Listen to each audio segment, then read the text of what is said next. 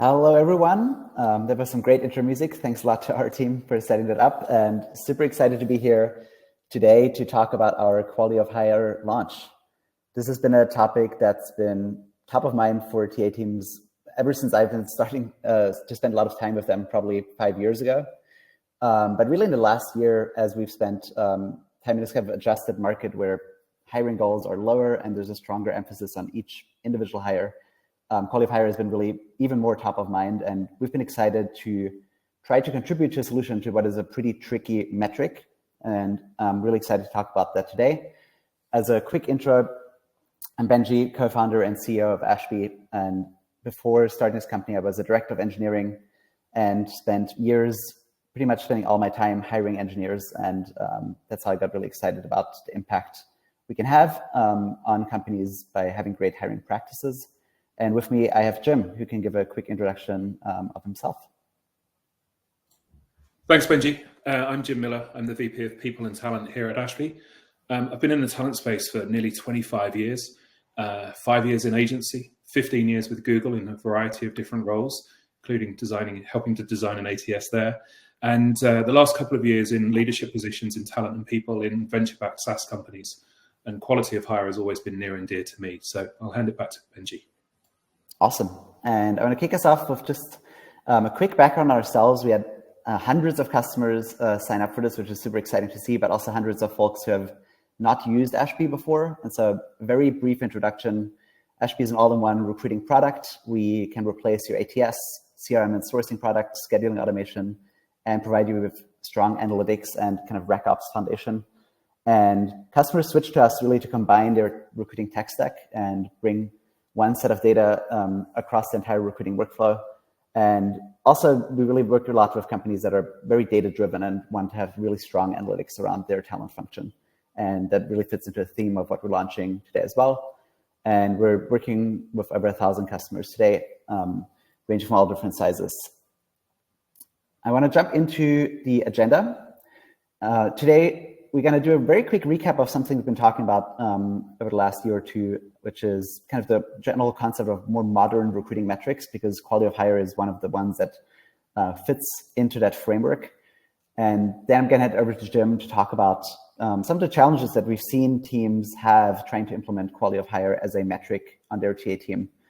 And then we're going to jump into our approach and philosophy around our solution. We're going to do a deep dive live demo, and then we'll also have some time for Q&A in the end.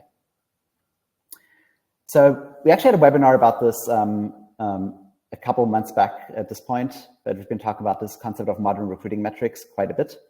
And we'll put some notes in the comments as well, so you can go back and listen to this webinar if you're interested.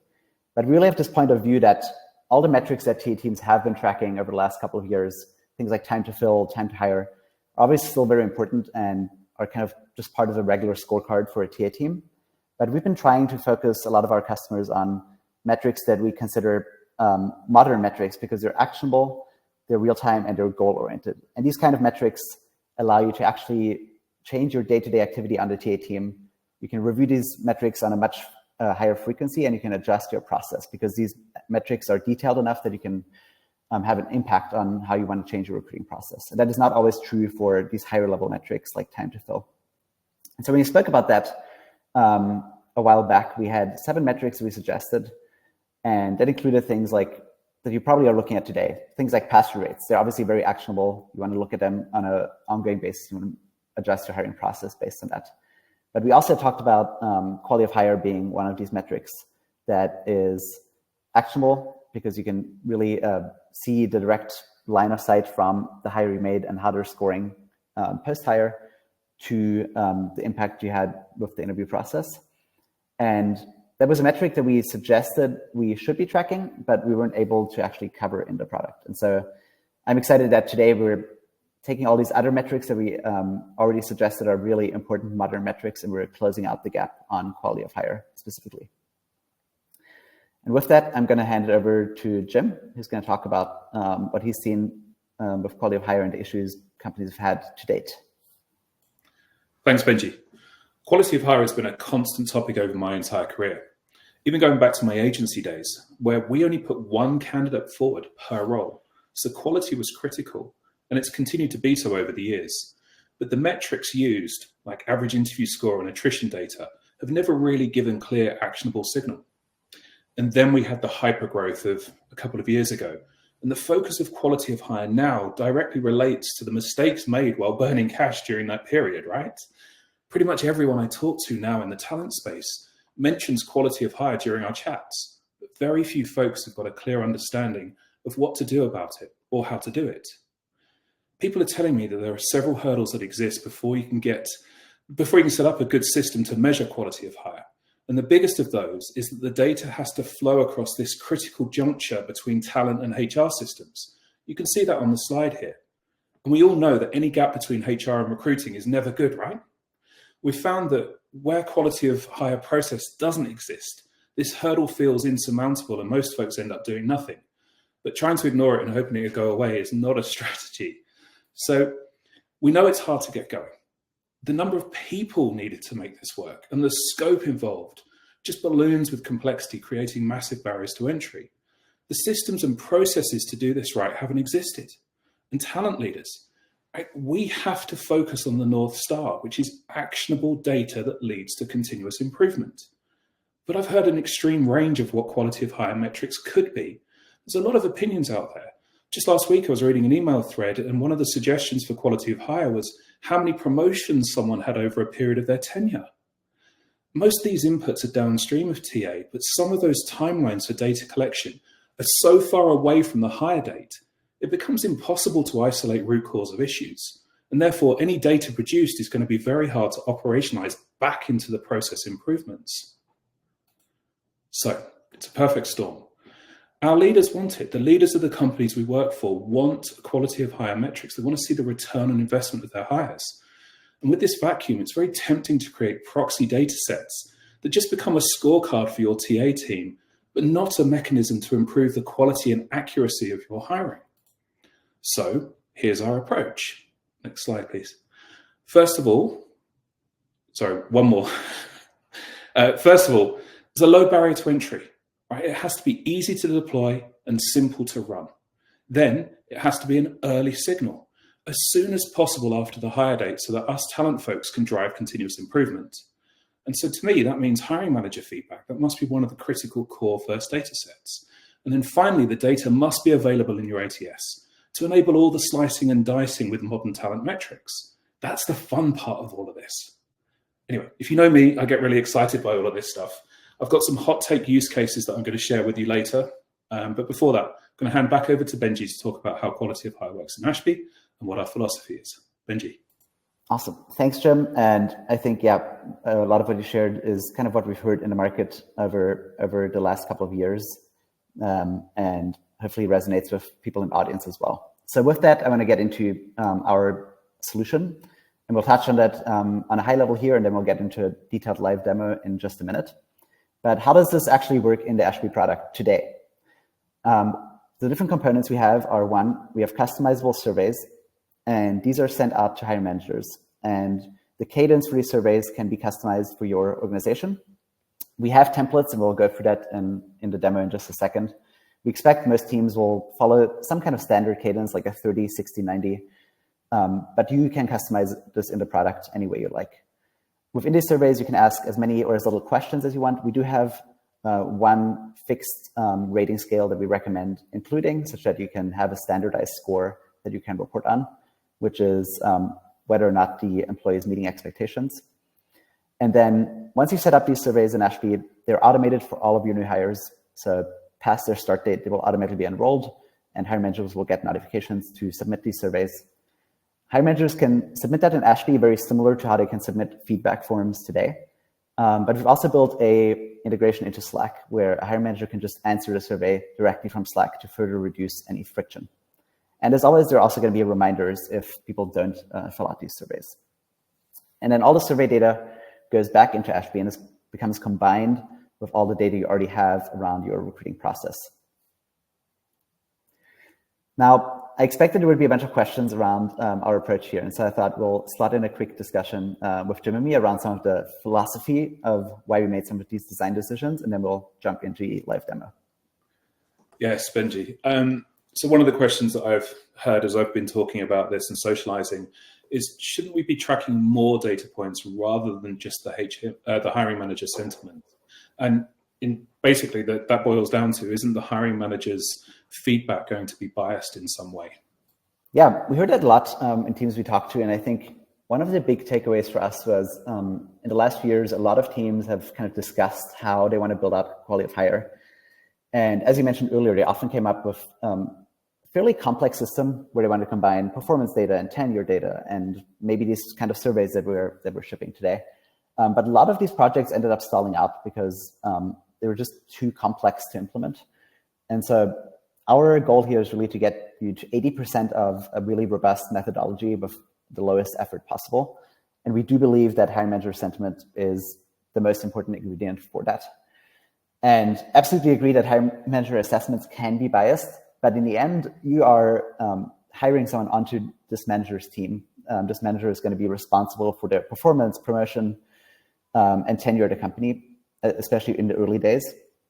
And so it's really important to get their assessment. And you obviously don't have to take that assessment at face value. We'll talk about how to work with this data later on. But if the hiring manager is actually not satisfied with a new hire, that is obviously an incredibly important data point that you want to have, and that should be the starting point for a discussion. And so we do have ambitions to go beyond this in future, but we think this gets you really far away, and we think it's actually easy enough to implement that we'll have folks roll this out in a much faster way than they otherwise would. Thank you. And then, I touched on it earlier. To me, it's quite dangerous for something like this to become just a scorecard on the TA department in isolation. And the focus here, from our perspective, is to really drive continuous improvement. How do we avoid that scorecard situation coming up? Yeah, I think it really comes down to kind of how you roll this out and kind of your narrative around it. As I just touched on, this is not a score that you just want to take at face value and say like, oh, we've got a 4.5, that's great. We've got a 1.5, that's bad. Instead, basically these data points should invite curiosity. If you're seeing outliers, if you're seeing any unexpected behavior, that is where you want to drill in. And I think for a lot of companies, this quality of hire data, the qualitative part will also be really important. And we'll take a look at that in the product later. But you obviously have the high level score and aggregate numbers that are really important that can point you in the direction of where you want to investigate. But then from there, you want to look at the qualitative feedback and see what has the hiring manager actually written about this hire. In the end, I think, some of the objections we hear from TA teams is like, we don't think we can really be responsible for whether or not the hiring manager thinks this person is performing. And I think that's somewhat true. This is a shared owned metric. It's not a metric for just the TA team. It's just a metric as a company that you want to keep an eye on. And again, we want to be thoughtful in how you analyze the output. And the final question was around, how do we get hiring managers to fill out yet more surveys? They're already doing interview feedback and a whole bunch of other different surveys and performance reviews and so on. How are we making that easy for them? Yeah, I think one part is just kind of a little bit of a mindset. And I think we talked about this in kind of preparation of this, but as TA teams, you've gotten pretty good at getting hiring managers to fill out feedback for interviews. Obviously not always, but I think we've built a pretty good muscle around that. And hiring managers now understand that like providing timely interview feedback is a really important ingredient. So if you think about how much feedback you're submitting in just the interview process alone for all the different candidates that you actually may not end up hiring, then this additional ask of, can we submit feedback for the person we actually put into the seat after the hire? It should be very little to ask for, given how important it is to track this. And then on top of that, I think it does force an assessment that may not be happening in all companies today. Like not everyone is actually doing 30, 60, 90 check-ins in any formal way. And I think it's just a very healthy thing for a company to do, is to like see how things are going. What are the expectations that are maybe being missed, and why is that, and course correct early. And I think in addition to just bringing this data back into Ashby, the discipline of doing that will help. So I think there are really good reasons to encourage your team to participate. Thank you. And with that, we can jump ahead into a live demo to show you what this looks like. I will jump into a screen share. Okay, this is our Ashby demo instance for the demo today. And what I'm going to show you is the different components of this feature. We're going to start on the admin side and show you how this is set up on the back end. Then we'll take a look at kind of how these enrollments and surveys look like if you're kind of managing the enrollment process and you want to see submissions. And then we'll go to the hiring manager experience of what it looks like to fill these surveys out. So we're going to start in the admin section. You're going to go to a new section called Employee Surveys. And within that, you'll find the Quality of Hire tab. We have set up an example sequence that you can start working with. So you don't have to start from scratch, but you can also create your own. There are two components of the feature. There's the forms that contain the actual questions that you're asking of the hiring manager. And then there's a sequence that describes how many of these forms are sent out and at which cadence that is happening. And if we jump into any of these forms, you'll see this is very familiar to the feedback forms that you have in Ashby today. We do have this top-level question where we ask you to rate the employee's performance on a scale from 1 to 5. And this is the one that we want to have standardized and benchmarked across jobs and departments. So we definitely recommend keeping that one in place, as that is the core of the calculation of the top quality of hire score. But then you can ask as many other questions as you want, and these can be structured or unstructured. We do highly recommend leaving some open-ended feedback in here as well. As I mentioned, for this particular metric, I think it's really helpful to be able to drill into anecdotes and see what a hiring manager is describing about that performance. And so having these open-ended questions is really helpful. And we actually think this template here can work quite well for a lot of teams. You want to balance how much data you're collecting with how much work you're producing for the hiring manager. That will really depend on the philosophy of your organization. But we do think the top-level rating scale plus an open-ended question for things that are going well and things that need focus can probably work pretty well for a lot of teams. We do also have the ability to have different surveys and sequences for different functions, different departments. So you can go as custom as you need to be. But if you're just getting started and you're unsure, you can also start with just a general survey for all functions together. And then, as mentioned, we have these individual forms, and on top of that, we have the sequence. And in this case, we have a pre-configured 30, 60, 90 sequence, but you can also set up other ones. And then we have an automation setting that decides which new hires should be enrolled. In this case, it's very simple. We want all new hires to be enrolled in the same sequence. But as mentioned, you could also have different types of sequences for different functions and decide to enroll them there. And we added a little wizard here. If you're building out one of these new sequences, we'll take you step for step through how to build out a quality of hire sequence. And that also includes some templates, so it makes it a little bit easier to get started. So these are the components on the back end for setting up the surveys that are being sent to your new employees. There's also a new set of permissions, and we'll take a very brief look at that as well. We do know that this data is quite sensitive, and you probably don't want everyone to have access to it. So we have a new set of permissions that you can grant from your regular permissions in Ashby. And these are structured as an access role. And the access role that you want to grant is the quality of hire access role. You can grant that to the entire organization, or you can just grant it to certain departments. And only users that have this quality of hire access will be able to see the post-hire assessments. So by default, organization admins don't have access to this until you have granted multiple people on your team who need access to this quality of hire role. So that is the backend setup. Once you have that in place, as soon as new hires are being made, they will be enrolled into the sequences, and you can see the progress under reports, employee surveys. So here we have a new view where we can see all of our recent hires.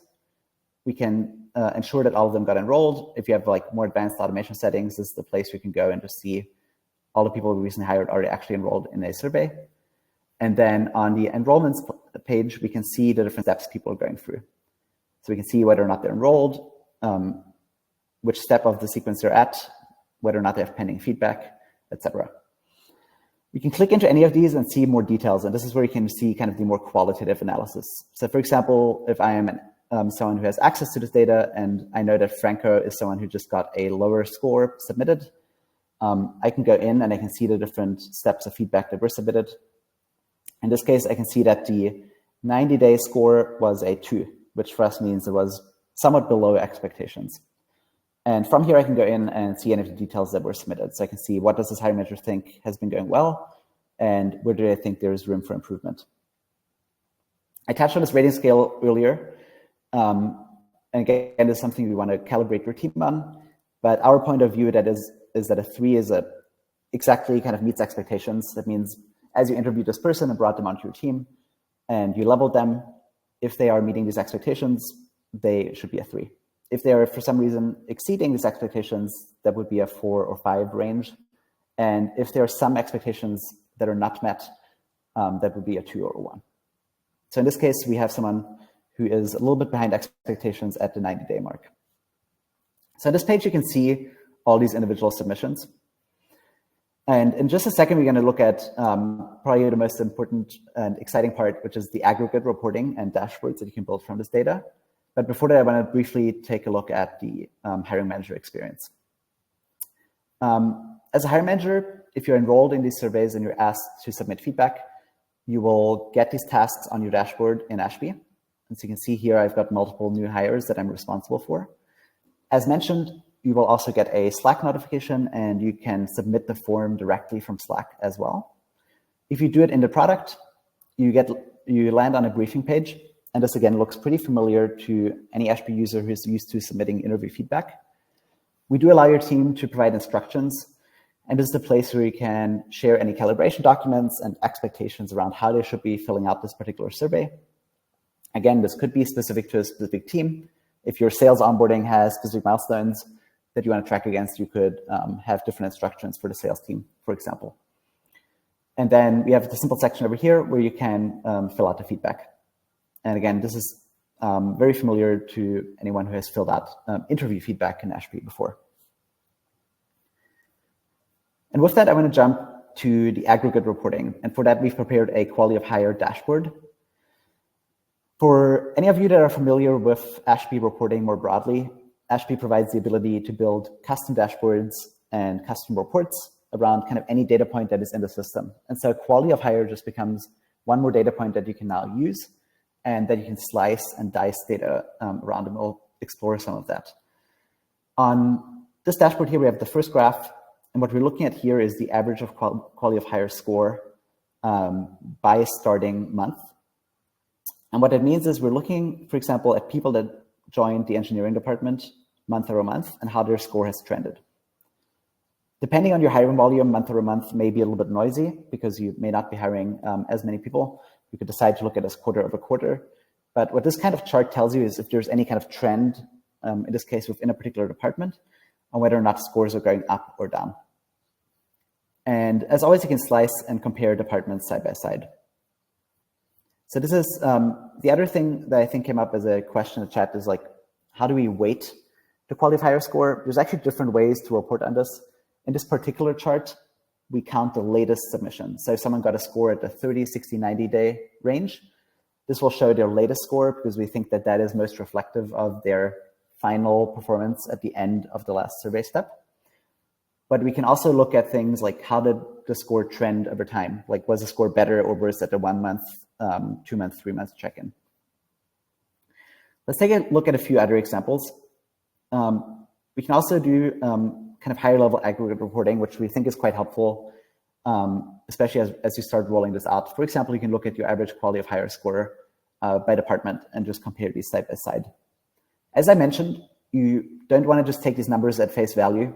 If you have a lower score in product than people, that doesn't necessarily mean that the people you're hiring are actually performing worse. It could be a calibration question. And so what you do want to do is drill into these numbers, take a look at the assessment, especially as you start to roll out this program, and see if there's any difference in how people are rating the performance. As I just touched on, we do have drill downs. That's another standard Ashby feature. And so any of these data points, you can click in and see the underlying submissions. So we're going to see who are all the people that are under this data point of the 3.5 quality of hire in this time frame. We can go and we can see all the candidates and their quality of hire scores and their join dates, etc., all the details about these quality of hire submissions, and we can click into them to see more details. I realize I need to switch to this tab to see the drill down. So with this, we can go back to the dashboard. As mentioned, this is another way to look at it. This is the actual score that was submitted at each point in time. So we're looking at when people are submitting a score 1 month in, 2 months in, and 3 months in, is that score pretty consistent, or is performance trending up or down over that early tenure? And so that, again, can be another good calibration point where if you see a lot of people getting high scores in the first few check-ins and then lower scores in the last check-in, that's maybe something you want to dig into. I won't show all the different data slices because there's a lot you can do depending on what you want to focus on, but you can slice by other data points such as hiring manager, recruiter, source, etc., to get a sense of if there's any trend between differences in quality of hire and these different data points. And then one of the more interesting things, this will depend a lot on your kind of interview framework and how you want to look at this, but we did put one example together. We were tying together the overall recommendation score during the interview loop and then the impact on quality of hire down the line. So what we're doing here is showing that people who have a score between 3.75 and 4 in the interview loop, which means they mostly got a strong yes from participants who interviewed them. Their quality of hire score in this example set trends around 5. People who received pretty good scores, but a little bit below that, are receiving a quality of hire of 3.5. And then interesting, in this data set, we can see that people that got low 3s to high 2s are actually performing a little bit better. And again, if you actually roll this out, you'll start seeing patterns like this, and you can ask some questions around why is it maybe that some people that are getting lower scores in interviews are actually ending up performing better. And it could be a thing where you may have candidates that are spiky on certain skills and weaker on others, and these may perform better than people that are just average across a number of interviews. And just to show you that none of these reports here are static and you can do further exploration from there, I want to briefly jump into this report and show you how you can further customize it. So let's say this report looks really interesting, but we want to know if there may be any trends within different departments within these different groups. Then we can go into this report and we can further customize it and slice it by any other data point we want, for example, department. And then now within these buckets, we can compare departments side by side. And so what we can see here, for example, is that in product, people that get low 3s to high 3s perform quite a bit worse than in engineering. And again, this is an example data set, so we can't glean all that much actual insight from here. But I hope that it shows the ability of like how you can slice data sets further to get more curious about your data and answer some underlying questions. And I think one interesting one that you'll probably notice in rolling this out is you'll have to be able to calibrate between different departments. And there may be a little bit of a difference early on until you start running and analyzing this data and how people think about what is a 3, a 4, or a 5 in an onboarding process. And with that, I have concluded the tour of most of the important features, and I'm excited to jump back to our slides. And Jim, over to you for some commentary. Thank you. So I'm really excited by this data. You know, I got to look at it for the first time, and I was pretty buzzing, really. So I want to focus on how we can think about that continuous improvement of hiring excellence. And here are some things that immediately sprung to mind for me. So optimizing pipeline strategies to focus on the channels that we're getting the quality hires from. So you saw that you can slice and dice this by source. So that's going to be pretty powerful. I then got thinking, well, what about A/B testing a range of interview process strategies? So if you run 2 different interview processes for the same role, you can then downstream A/B test against those to see which one gives you the best quality of signal. That's a way to optimize, you know, that hiring process that's designed for you and your company and the culture that you're wanting to build. I can imagine using this new feedback loop to deepen partnerships with the stakeholders through collaboration, using this information and it just driving more of a relationship between you and the hiring managers. And then finally, leading off planning sessions with quality of hire data. So it drives this talent strategy that you're putting in place. It's a completely different metric to think about when you're doing headcount planning and so on. By the way, the model on the slide here comes from Ashby's Hiring Excellence Framework. That's our modern framework for top performing talent teams. We launched it back in November and it's available on our website blog, and hopefully someone will drop a link to it into the chat as well. I wanted to recap on what we've covered today. So we talked about modern recruiting metrics, the importance of data being actionable. We talked about the challenges in definition and maintaining systems and access to the inputs, that data chasm between HR data and talent data. And then how Ashby can provide you with the tools and insights to directly improve your hiring processes. I hope you see how we've kind of gone on that journey to get to the results here. I'll hand it back to Benji, and then we'll take it further. Awesome. We will jump into Q&A in just a second, but I just want to give a quick call out that this feature is now live in your Ashby instance. So all the things we just walked through, you can go ahead and set these up as soon as you're ready. And the only exception there is the Foundations plan, which is a plan we rolled out for startups at the beginning of the year for early stage teams. The feature is not on that plan, but everyone else has a plan in their Ashby instance now, which I think is the vast majority of people that are on the call today. And with that, we had a lot of questions, as I would have anticipated, around this topic. And so we're going to jump into Q&A. And I'm going to pick a few that the team has prepared. One of them is around the scoring methodology. So this is actually something we debated quite a bit on the product team of why do we want a 5-point scale for post-hire surveys when we have a 4-point scale during the hiring process. Our point of view is during the hiring process, you have relatively little data points, and you need to make a decision on whether or not you want to hire this person or not. And we find that most teams want their interviewers to be relatively decisive in that recommendation. So we defaulted to a 1-to-4 scale there. That said, at some point over time, I expect us to make that customizable as well, but we think that's a healthy default position. For the post-hire survey, the hiring manager has spent much more time with a candidate. They've worked with them for weeks at that point. And so they can have a pretty nuanced assessment. And we think post-hire, a 3 is a very acceptable score. A 3 is basically, they're meeting exactly the expectations we hired them for. There are no negative surprises here, and they're doing well. So we really want to encourage a middle of the range score once you actually work with the person, because you have so much more information. And then the 4 and 5 are upside to that. And 1 and 2 would be a flag of someone is not performing. So we wouldn't want to get to a situation post-hire where we have to be, where someone can't be middle of the road just meeting expectations. So that's the philosophy behind that. In the long run, I expect a lot of these things to become customizable. And on the back of that, I think I also saw a question around, do we have more customization around how we calculate these scores and different weightings between different questions? That is definitely something we considered. We decided to leave it out of the first version, but we have a lot of thoughts on how to expand this in future. But we're kind of starting with this relatively simple top-line metric because we do think it should work well for quite a lot of teams out there.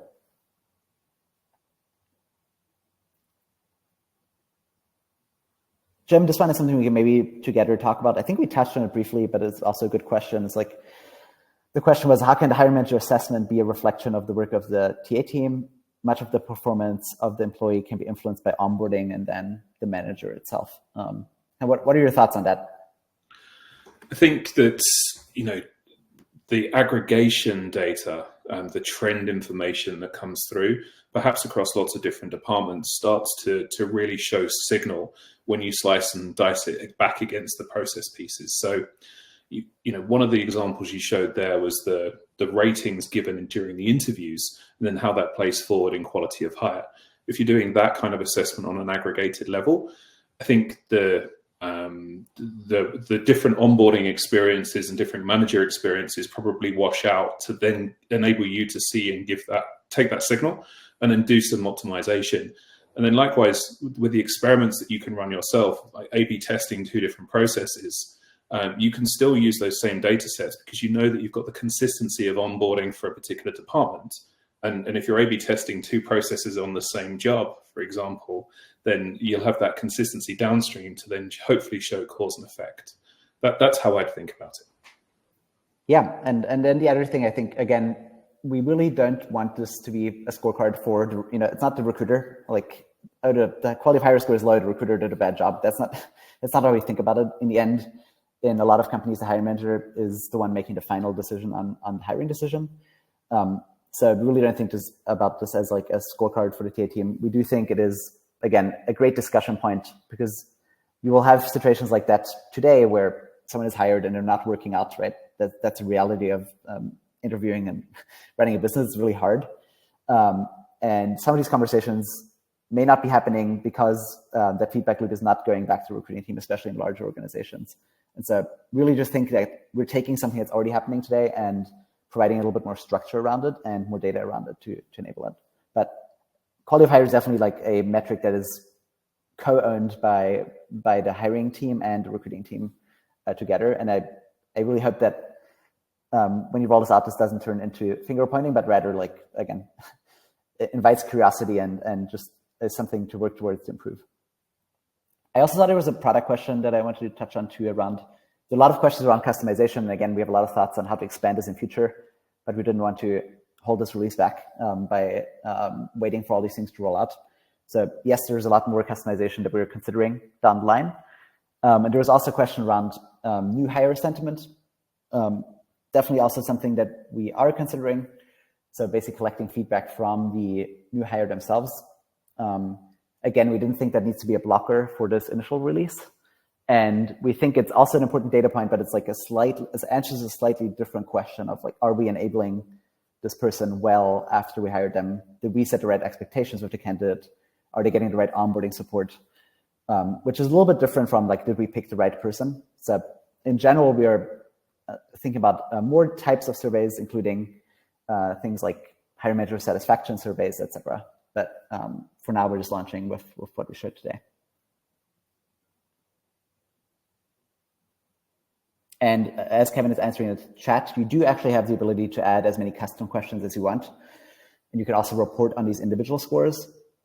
It's just they don't roll up into this singular quality of hire score. But if you do want to, for example, let's say your go-to-market teams have a really structured onboarding and you want to see like, are they able to take customer-facing calls at a 60-day mark?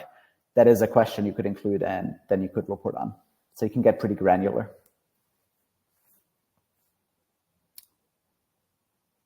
Let's see which other questions we have here. I think there was a question around weighting that I touched on in the demo. So there was one about, do you have to use the same survey questions at each stage, or can they be adjusted for different moments in time? And then, so some you wouldn't talk to that one. Yeah, no, they can be different at different points in time. So you can certainly have, they're fully customizable. So if you want to have a different survey at the end of your sequence versus at the beginning, you can change that and customize that.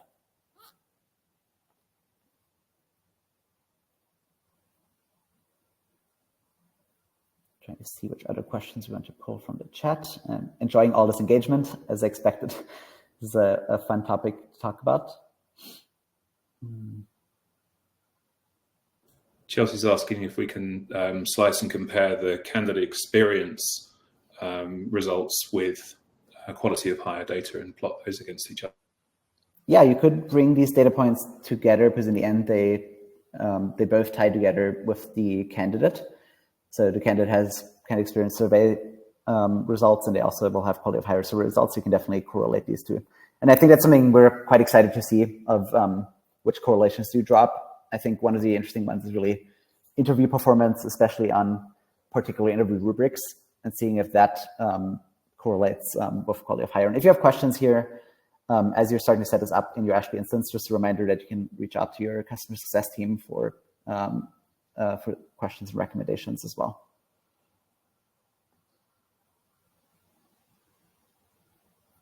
I think there was another question about would we release benchmarks of kind of scores that we're seeing for folks to do comparisons with, perhaps trend reports as well.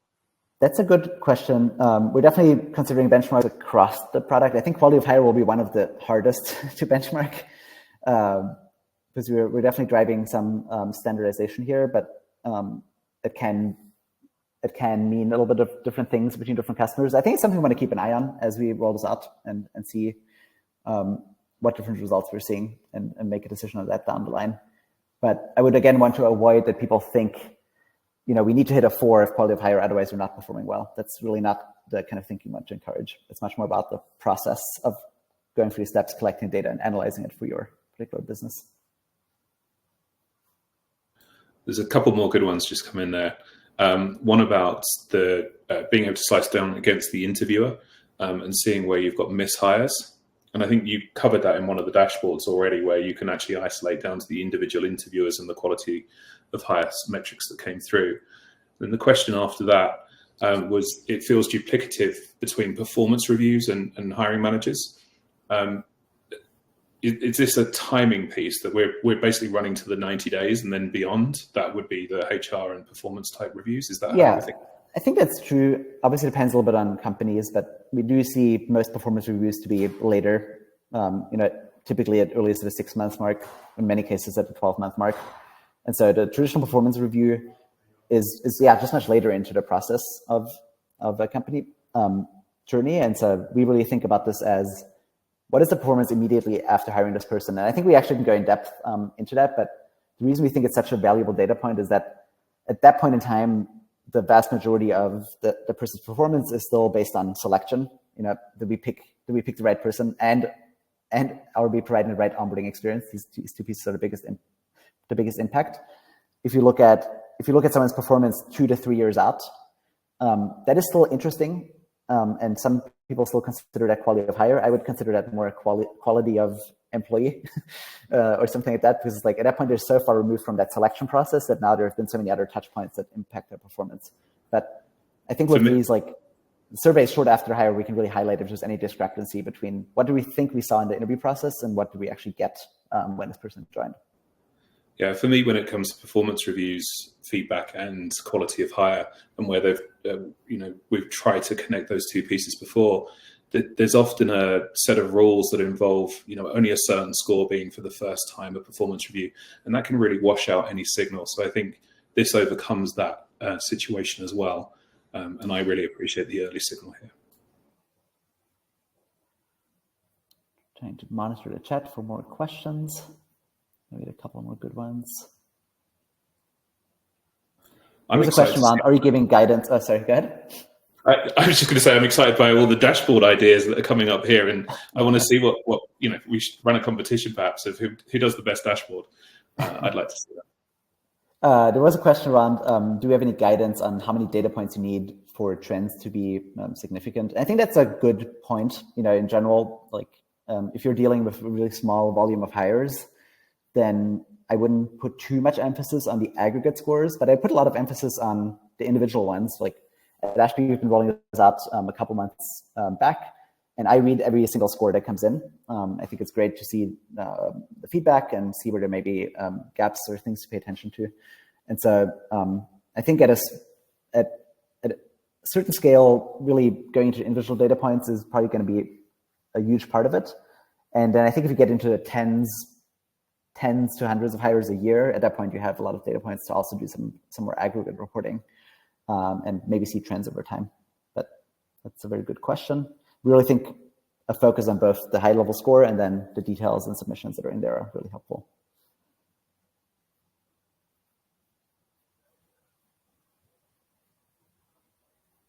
You can see, you can probably pick 2 more questions or so. Yeah, there are a lot of questions around rating other people in the process, so having the recruiter rate the hiring manager, et cetera. I do think all of these are definitely things we're considering in the future, but not in scope today.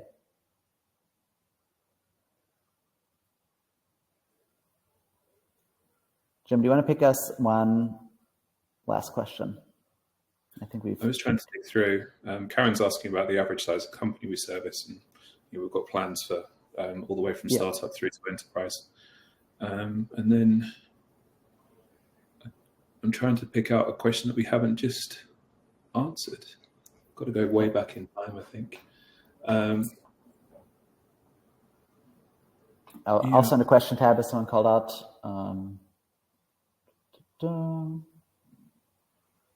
I think a lot of these questions are answered.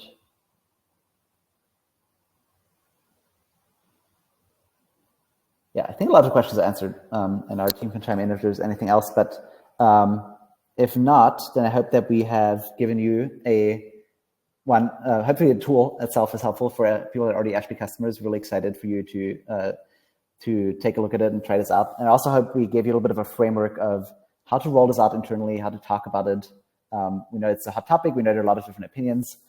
We know there are a bunch of pitfalls that Jim and I talked about. But I think this should be a great starting point for you to start and roll this out and learn as you go. And one thing I'd also encourage is not try to overcome analysis paralysis because there's so many ways to go about this, and trying to start to roll out kind of with a simple process to begin with. So Jim, thanks so much for joining and sharing your opinions, and huge thanks for everyone who chimed in today.